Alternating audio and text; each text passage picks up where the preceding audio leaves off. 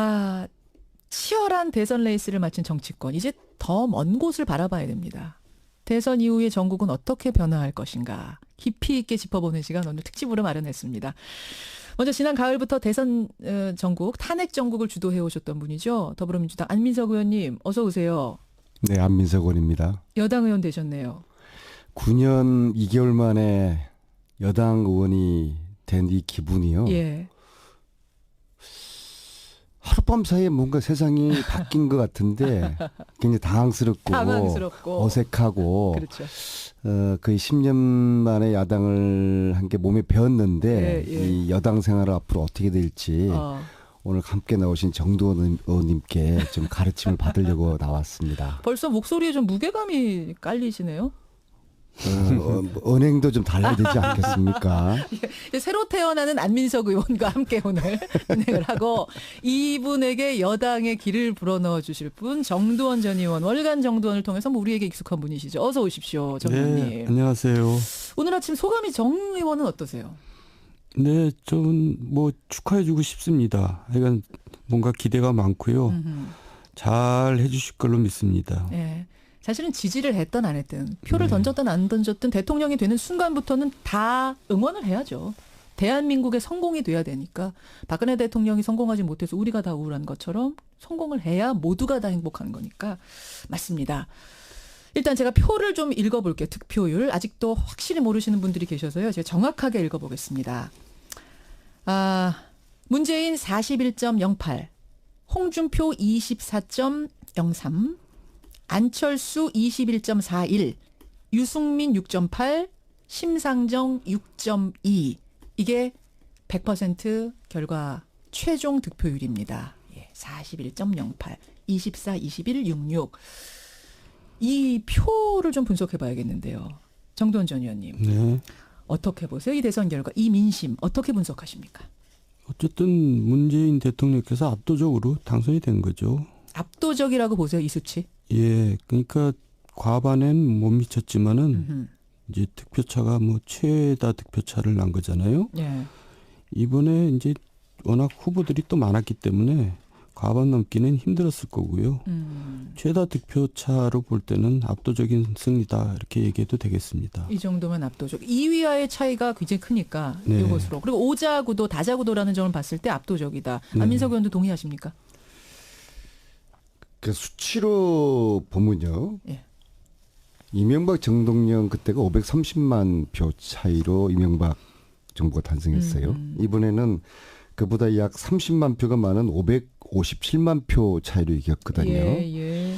그런데 득표율이 41%라는 것은 사실 한 45% 정도는 기대를 했었거든요. 내심. 네, 생각했던 것보다 낮은 득표율이에요. 어허. 표차는 크지만. 예, 예. 그래서 이것은 신이 저희들에게 또 문재인 대통령에게 교만하지 말라고 교만하지 말아라. 아주 절묘한 선에서 너무 과하지도 않고 예. 또 부족하지도 않은 이 지점에서 표를 주신 것 같아요. 신의 한수입니까? 41.08? 네, 그런 것 같아요. 사실은 이제 40이 안 되고 30대에서 계속 개표 상황이 그러면은 거의 왔다 갔다 절름발이 했잖아요. 정권이 되었을 겁니다. 그게 그러니까 한 끗 차이인데 39냐 40이냐가 아주 느낌이 다른 거죠. 크죠. 아주 크죠. 크죠. 그러나 45%를 넘겨주지 않은 것은 예. 정말 이건 신의 한수. 신의 한수다. 저는 그렇게 보고 있습니다. 뭐 이제 여당 의원 되셨으니까 네. 당선 요인은 뭐라고 분석하세요? 여당에서는.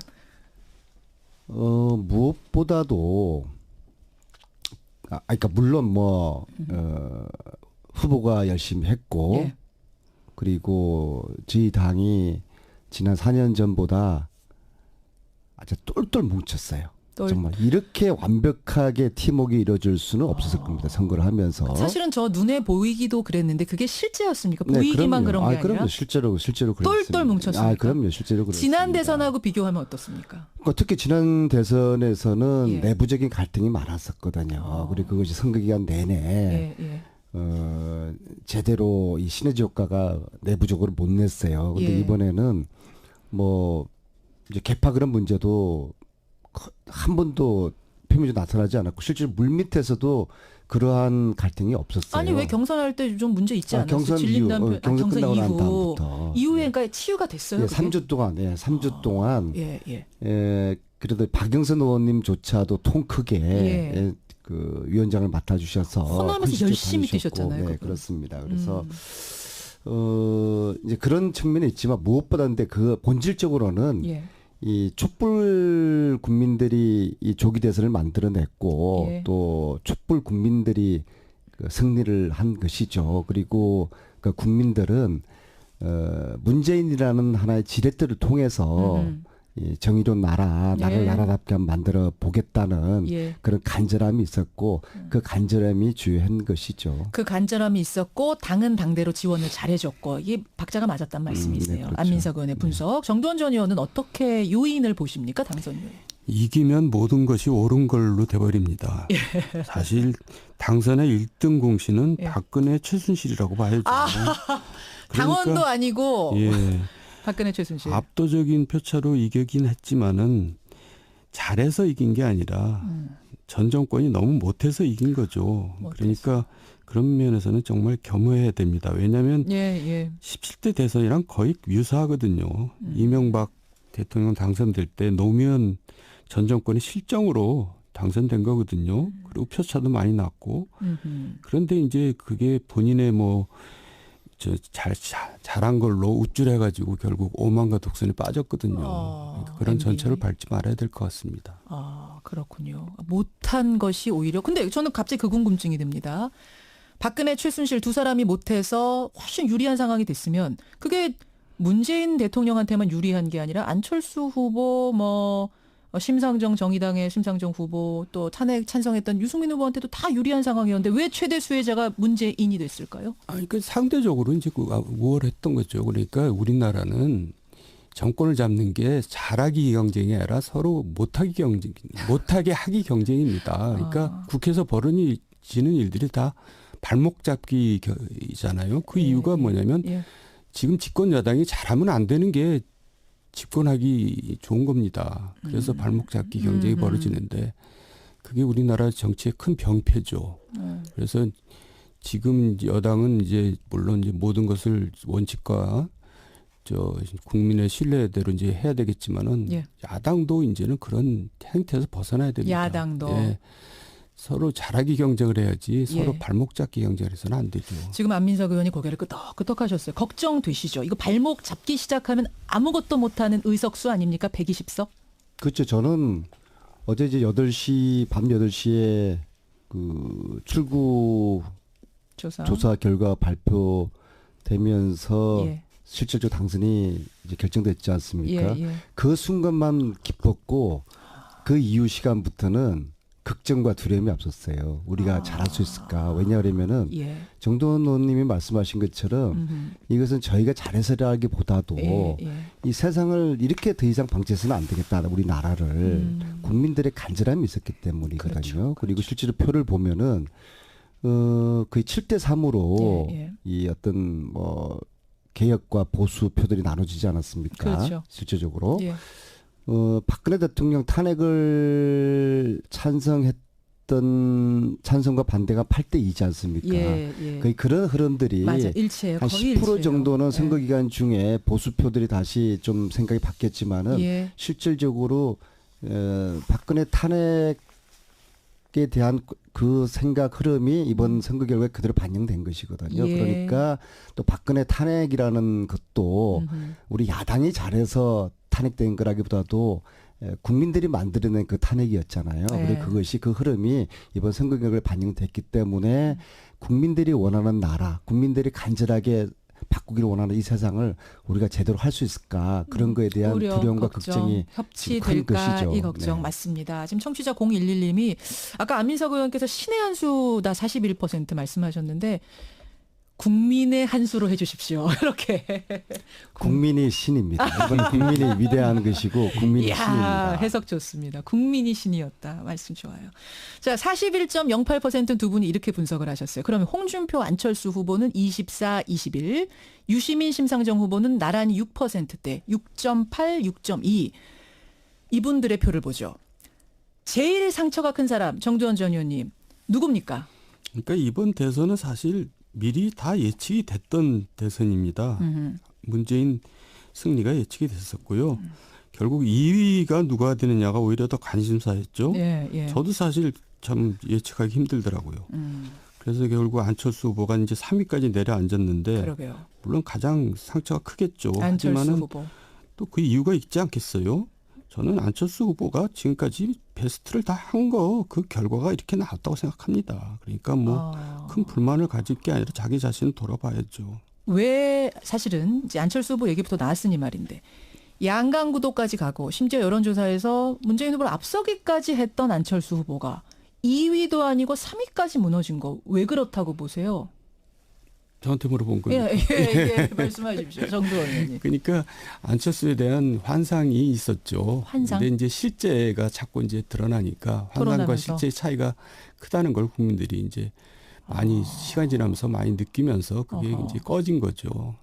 환상 속의 그대였던 거예요? 그렇습니다. 그러니까 결국 준비가 안 된 거라고 봐야 됩니다. 덜 됐었다. 예, 덜 된 게 아니라 안 된 거죠.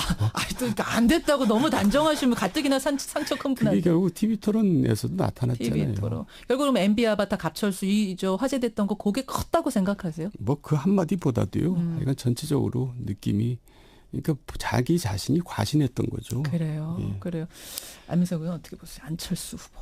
안철수 후보는 정돈 의원님 말씀하신 것처럼 이런 게 어쩌면은 많은 후보일 수도 있겠지만 또한 저는 이 선거를 완주했다는 것에 대해서 저는 사실은 개인적으로 좀 뭐랄까 좀 격려를 해주고 싶어요. 왜냐하면은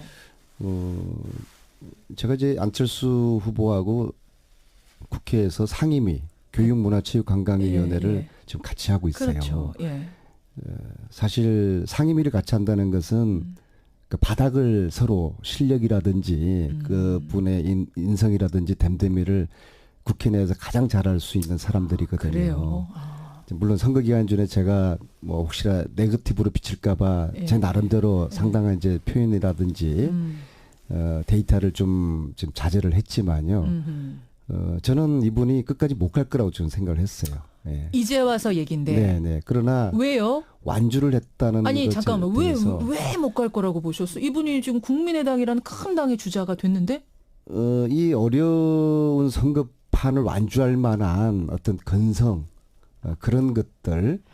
정치인으로서 그다음에 오랜 경험은 없으니까. 네. 그리고 이제 국민당 내에서 사람들과의 관계, 팀플레이. 그분이 예. 좀 팀플레이 그것이 극도로 좀 빈약한 분이거든요. 선거라는 거는 개인기가 아니라 팀플레이거든요. 그러니까 경험의 부족에 대한 이런 부분 때문에 우려는 있었으나. 그러나 어쨌거나 완주를 해서 비록 3등을 했지만 예. 또 2등과 표차가 그렇게 많지는 않았고 본인으로서는 다음을 기약할 수 있는 발판을 만들었다고 이제 볼 것입니다. 그러나 호남에서 저희 후보에 비해서 거의 더블 스코어로 이제 졌지 않습니까? 바로 그 이 기반이 부분이거든요. 무너졌다는 것에 대해서 그렇죠. 언덕이 무너졌다는 것에 대해서 안철수 후보의 이후의 정치적인 행보는 상당히 타격을 받게 될 것이고요.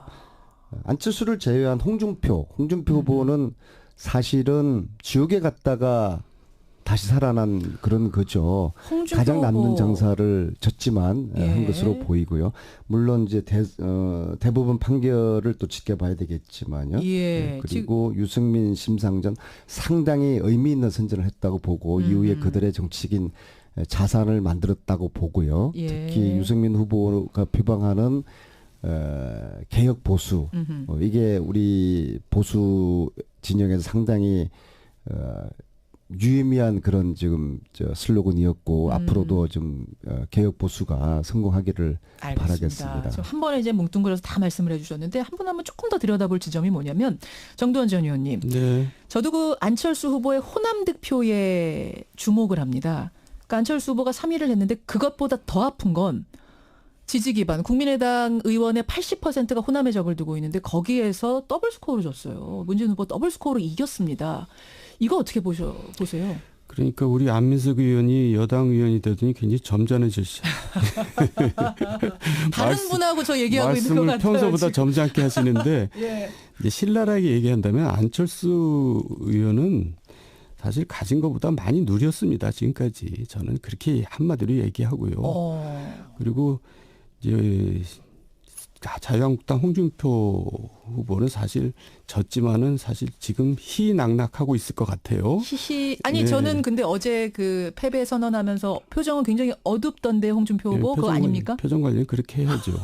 근데 사실은 이 홍준표 후보가 표를 많이 얻은 것도 예. 본인의 인기보다도 그동안 보수층이 그래도 아직까지는 문재인에게 표를 줄 수 없지 않느냐. 문재인이 돼서는 안 되지 않느냐. 이런 것 때문에 이 표가 그래도 간 거지 본인이 인기가 있어서 갔다고 생각하면 큰 착각입니다. 비문정서 덕분이다. 더군다나 그 지금 자유한국당 같은 경우가 이제 새누리당이었는데 예. 이제 국정농단 세력에 책임이 있거든요. 그러니까 철저하게 부서져야 되는데 자꾸 이렇게 연명하는 것 자체가 저는 장기적으로는 안 좋다고 봅니다. 철저하게 죽어야지 사는 건데 이렇게 연명하는 거는 장기적으로 결국은 이런 식으로 결국 지리멸렬하게 가게 되거든요. 그래서 문제가 있다고 보고요. 어쨌든 유승민이나 심상정 후보는 이번 예. 대선에서 굉장히 의미 있는 존재들이었습니다. 예, 그래서 예. 국민들한테 신선한 어떤 기대도 줬고요. 예. 그래서 저는 그런 면에서는 상당히 선전했다고 봅니다. 선전했다. 홍준표 후보가 어제 그랬잖아요. 당 복원에 발판 마련했다 이렇게 표현하던데. 복원을 이상하게 해버린 거죠. 도로 친박당으로 복원한 거죠. 친박이 다시 득세할 거라고 보세요. 지금 이제 대선 후의 상황? 그런 일은 없을 겁니다. 그래서 이게 잘못 복원이 된 거죠. 분명히. 복원을 그런 식으로 복원해가지고는 안 되죠. 예. 저는 안민석 의원님 이 부분을 질문드리고 싶어요. 이제 홍준표 후보가 사실은 친박이 아니잖아요. 당에서 계속 비주류였던 사람이 어쨌든 이제는 대선 후보로서 당에 남게 됐습니다. 그런데 아직도 친박은 사실상은 힘이 있습니다. 어떻게 될까요? 앞으로 이게 당을 장악할 수 있을까요? 홍준표 지사가? 저는 홍 후보가 앞으로 자유한국당 내에서 터전을 잡아서 당권을 잡을 가능성을 저 별로 보지 않아요. 왜냐하면은 자유한국당은 기본적으로 예. 사실은 국민들 볼 때는 국정농단 세력과 공범이지 않습니까? 3년 전에 제가 최순실 국정농단을 최초로 국민들에게 알려드렸을 때 그분들이 저를 그 허위 사실이다. 네. 안민석 정치를 정계 떠나라. 맞아요. 얼마나 저를 집단적으로 공격했습니까? 그랬었죠. 그분들이 그대로 지금 남아있는 그 터전 위에서 예. 홍준표 후보가 있게 됐을 때 홍준표 후보도 박근혜 대통령 대해서 그 탄핵에 대해서 지지하고 그러지 않았습니까? 그래서 그 자유한국당에 남아있는 분들은 홍준표의 그런 인식을 좌시하지 않을 겁니다. 자리 잡기 어려울 거라고 네, 보죠. 저는 그렇게 24%는 얻었는데도 그렇게 보고 있어요. 쉽지 않을 거다. 그러면 그래서 이제 들어간 분들이 누구냐면 바른정당의 탈당파 12명 아닙니까? 결국 홍 의원이 대선 주자로서 힘이 있을 때 이분들을 데리고 온 거예요. 이분들이 뭔가 지지를 하지 않을까요? 그래서 치열한 내부의 친박 비박 싸움이 아마 어마어마하게 전개될 거라고 보고요. 뭐 그것이 어떻게 될지는 단언할 수 없지만은 저는 기본적으로 자유한국당은 새누리 또 한나라당 그 뿌리이기 때문에 그 뿌리라는 게 뭡니까? 박정희, 박근혜 뭐 그런 유산을 기본적으로 가지고 있는 정치 세력이지 않습니까? 그렇죠. 그 친박의 그 결속력을 비박들의 나름대로 어떤 새로운 보수를 또 지향하겠죠. 그 비박들이 버텨내거나 이겨내는 게 저는 가능하지 않을 거라고 봅니다. 그렇게 보시는군요. 만약 비박이 이긴다고 그러면 자유한국당이 아닌 것이죠. 자, 잠깐 여기에 대해서는 사실은 정두원 전 의원이 하실 말씀이 되게 많을 것 같아요. 그쪽 당 이야기 너무 잘 하시니까. 바른정당 12명이 복당이 아직 완전히 된 건 아니죠? 네, 뭐 논란이 있는데 복당이 된 거라고 봐야 되고요. 된 거라고 봐야 됩니까? 어쨌든 이번에 대선 과정에서 가장 국민의 비난이 컸던 부분이 이제 그 부분이고 일종의 이제 개콘 수준의 이제 일이 벌어졌는데요. 개콘 수준. 지금 안민석 의원의 비판은 이제 전반적으로 전 동의를 합니다. 그러면서 또 한편 걱정되는 것이 지금까지 우리 정치가 친박 패권만 문제였었냐. 친노 패권, 친문 패권도 문제였거든요. 그러니까 이제 여당도 자기 자신을 야당에 빗대어서 돌아볼 필요가 있다고 생각합니다. 그래서 야당만 비난할 것이 아니라 여당 내에서도 그런 요소가 되풀이되지 않는 것이 중요하겠죠. 그래요. 이 말씀 들으면서 안민석 의원 사실 하실 말씀 많을 텐데 고개를 끄덕끄덕하면서 오늘은 최대한 겸손한 자세로 아니 다 여든 야든 우리나라에서 이 개파 정치는 청산 대상이고요. 개파 정치를 조장하는 정치인들은 국민들로부터 이 천벌을 받아야 돼요. 맞아요. 결국은 외면 받잖아요. 그리고 개파 정치 계속하면. 근데 실질적으로 개파 정치하는 분들이 득세를 하죠. 그래요. 네. 현실은. 네. 개파 정치는 누가 하고 싶어서 하는 게 아니라 공천권이 특정인, 특정 세력에 있기 때문에 개파 정치가 되는 겁니다. 그래서 공천권이 국민에게 되돌아가야지만 개파 정치가 없어지는 거고요. 공천권이 특정인 세력에 있는 한 거수기 정치, 개파 정치, 눈치 보기 정치는 계속될 겁니다. 알겠습니다. 자, 짧은 시간이지만 우리가 표를 한번 분석하고 정치판을 읽어봤습니다. 이제 앞으로 어떻게 될 것이냐 이 부분인데 우선 총리 인준하고 내각 구성하고 이거 한 달 안에 빨리빨리 되겠습니까? 될 걸로 보세요. 그것은 사실 두 가지 요소가 있는데 첫째는 대통령께서 협치의 정신을 잘 발휘하셔서 반대편에 있는 분들도 끌어안는 이제 그러한 진정성을 보여주느냐 그게 달려 있고요. 두 번째는 이제 야당이 된 그 세력 정치 세력에서도 진짜적으로 이게 가장 중요한 게 나라를 빨리 안정시키는 거지 않습니까? 그렇죠. 지난 7, 8개월 동안에 이게 국가 시스템이 붕괴된 거 아니겠습니까? 그래서 야당도 그래도 어쨌거나 나라가 안정되고 정상화되기 전까지는 협력하겠다라는 그러한 자세를 가져주느냐. 그 두 가지에 달려 있다고 봅니다. 호소를 하셨어요. 대야 호소를 하셨어요. 저희도 잘할 테니까 이거는 여야 진보 보수의 문제가 아니라 그래요. 정말 이 위기, 이 불안정한 이 나라, 이 국민들을 봐서라도 이 나라를 빨리 안정시킨 다음에 그 다음에 뭐 치고 박든 죽기 살기로 싸우든 안정된 그런 나라를 빨리 만드는 게 우선이라고 봅니다. 지금 애절하게 야당 의원들 국민들께 말씀하셨습니다. 정두원 전 의원 어떻게 보세요? 지금 앞으로 이제 펼쳐질 상황들. 어쨌든 정부 여당은 앞으로 국정 운영을 제대로 하려면 연정은 선택이고 협치는 필수라고 봅니다. 그렇지 않고서는 국정 운영을 제대로 해나갈 수가 없는 구조죠. 국회의 지금 구도가. 그래서 저는 최소한 협치는 해야 된다고 생각하고요. 그러기 위해서는 정말 과거와 많이 달라져야 될 겁니다. 이제 뭐 예를 들어서 한 가지 예를 들면 이제 당선됐다고 국회의원들을 불러서 청와대에서 밥을 먹는데 꼭 여당 의원들만 불러서 밥을 먹습니다. 이런 행태. 그런 행태. 그러니까 지금 문재인 대통령이 분명히 얘기하셨잖아요. 나는 나를 뽑지 않은 사람을 위한 대통령이 되겠다. 섬기겠다. 그런 정신이 계속 실천으로 옮겨져야 된다고 생각합니다. 좋은 말씀이네요. 저는 안민석 의원님. 저는 이제 그 노무현 그 대통령 시절에 초선 시작해서 그다음에 3선 때부터 그 문재인 대통령을 봐왔지 않습니까? 그래서 두 분에 대한 스타일의 분석을 나름대로 해보건데 문재인 대통령은 기본적으로 심성이 바르고 선한 분이에요. 그래서 상대에 대한 배려를 잘 하실 거라고 보고요. 말씀하신 것처럼 협치도 연정도 저희들 다 할 용의가 있어요.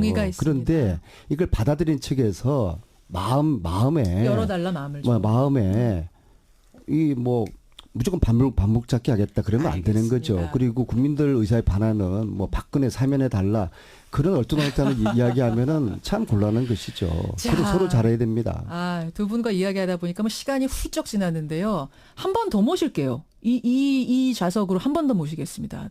더 나눠야 될 얘기가 많을 것 같습니다. 현정 씨가 부르시면 외국에 있다가도 올게요. 고맙습니다. 안민석 의원, 정두원 전 의원 오늘 두 분 고생하셨고요. 두 분의 바람대로 좋은 나라, 좋은 대통령 되기를 저도 기대하겠습니다. 고맙습니다. 감사합니다. 치열한 대선 레이스를 마친 정치권. 이제 더 먼 곳을 바라봐야 됩니다.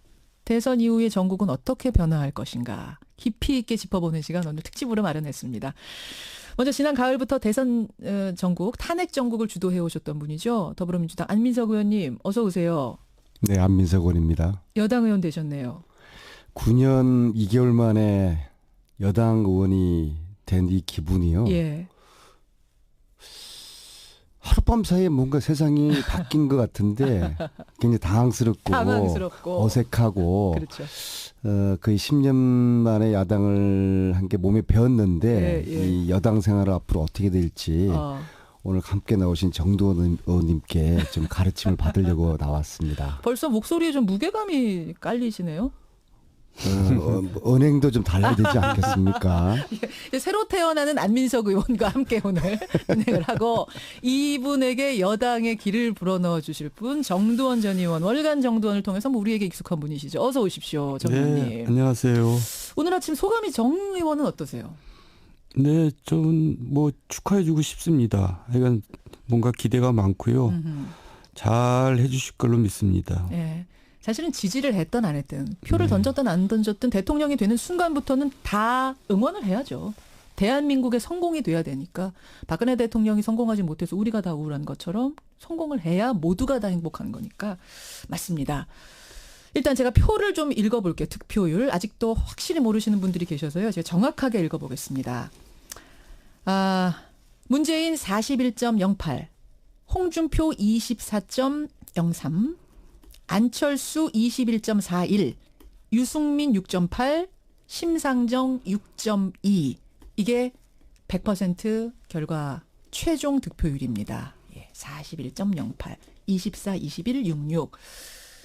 이 표를 좀 분석해 봐야겠는데요. 정두원 전 의원님. 네. 어떻게 보세요? 이 대선 결과, 이 민심 어떻게 분석하십니까? 어쨌든 문재인 대통령께서 압도적으로 당선이 된 거죠. 압도적이라고 보세요, 이 수치? 예, 그러니까 과반엔 못 미쳤지만은 이제 득표차가 뭐 최다 득표차를 난 거잖아요. 예. 이번에 이제 워낙 후보들이 또 많았기 때문에 과반 넘기는 힘들었을 거고요. 최다 득표차로 볼 때는 압도적인 승리다 이렇게 얘기해도 되겠습니다. 이 정도면 압도적. 2위와의 차이가 굉장히 크니까 네. 이것으로. 그리고 오자구도 다자구도라는 점을 봤을 때 압도적이다. 안민석 의원도 동의하십니까? 그 수치로 보면요. 예. 이명박 정동영 그때가 530만 표 차이로 이명박 정부가 탄생했어요. 이번에는 그보다 약 30만 표가 많은 557만 표 차이로 이겼거든요. 예. 그런데 득표율이 41%라는 것은 사실 한 45% 정도는 기대를 했었거든요. 내심. 네, 생각했던 것보다 낮은 득표율이에요. 어허. 표차는 크지만. 예. 그래서 이것은 신이 저희들에게 또 문재인 대통령에게 교만하지 말라고 교만하지 말아라. 아주 절묘한 선에서 너무 과하지도 않고 예. 또 부족하지도 않은 이 지점에서 표를 주신 것 같아요. 신의 한수입니까? 41.08? 네, 그런 것 같아요. 사실은 이제 40이 안 되고 30대에서 계속 개표 상황이 그러면은 거의 왔다 갔다 절름발이 정권이 되었을 겁니다. 그게 그러니까 한 끗 차이인데 39냐 40이냐가 아주 느낌이 다른 거죠. 크죠. 아주 크죠. 그러나 45%를 넘겨주지 않은 것은 예. 정말 이건 신의 한수. 신의 한수다. 저는 그렇게 보고 있습니다. 뭐 이제 여당 의원 되셨으니까 네. 당선 요인은 뭐라고 분석하세요? 여당에서는. 무엇보다도 그러니까 물론 후보가 열심히 했고 예. 그리고 저희 당이 지난 4년 전보다 아주 똘똘 뭉쳤어요. 정말 이렇게 완벽하게 팀워크가 이루어질 수는 없었을 겁니다. 선거를 하면서. 사실은 저 눈에 보이기도 그랬는데 그게 실제였습니까? 네, 보이기만 그런 게 아니라. 그럼요. 실제로 그랬습니다. 똘똘 뭉쳤습니까? 그럼요. 실제로 그랬습니다. 지난 대선하고 비교하면 어떻습니까? 그러니까 특히 지난 대선에서는 예. 내부적인 갈등이 많았었거든요. 그리고 그것이 선거 기간 내내 예. 제대로 이 시너지 효과가 내부적으로 못 냈어요. 근데 예. 이번에는 뭐 이제 개파 그런 문제도 한 번도 표면적으로 나타나지 않았고 실제로 물밑에서도 그러한 갈등이 없었어요. 아니 왜 경선할 때 좀 문제 있지 않았어요? 경선 질린다는 경선 끝나고 난 이후. 다음부터. 이후에 그러니까 치유가 됐어요. 예, 그게? 3주 동안 3주 동안 예. 그래도 박영선 의원님조차도 통 크게 예. 그 위원장을 맡아주셔서 호남에서 열심히 다니셨고, 뛰셨잖아요. 네, 그분. 그렇습니다. 그래서 이제 그런 측면이 있지만 무엇보다 근데 그 본질적으로는 예. 이 촛불 국민들이 이 조기 대선을 만들어냈고 예. 또 촛불 국민들이 그 승리를 한 것이죠. 그리고 그 국민들은 문재인이라는 하나의 지렛대를 통해서 이 정의로운 나라를 예. 나라답게 한번 만들어 보겠다는 예. 그런 간절함이 있었고 그 간절함이 주요한 것이죠. 그 간절함이 있었고 당은 당대로 지원을 잘해줬고 이게 박자가 맞았단 말씀이세요. 네, 그렇죠. 안민석 의원의 분석. 정두원 전 의원은 어떻게 요인을 보십니까? 당선 요인. 이기면 모든 것이 옳은 걸로 돼버립니다.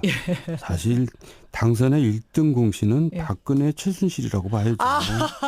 당원도 아니고 예, 박근혜 최순실. 압도적인 표차로 이기긴 했지만은 잘해서 이긴 게 아니라 전 정권이 너무 못해서 이긴 거죠. 못해서. 그러니까 그런 면에서는 정말 겸허해야 됩니다. 왜냐하면 예. 17대 대선이랑 거의 유사하거든요. 이명박 대통령 당선될 때 노무현 전 정권의 실정으로 당선된 거거든요. 그리고 표차도 많이 났고.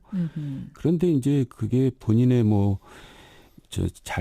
잘한 걸로 우쭐해가지고 결국 오만과 독선에 빠졌거든요. 그러니까 그런 전철을 밟지 말아야 될 것 같습니다. 아, 그렇군요. 못한 것이 오히려. 근데 저는 갑자기 그 궁금증이 듭니다.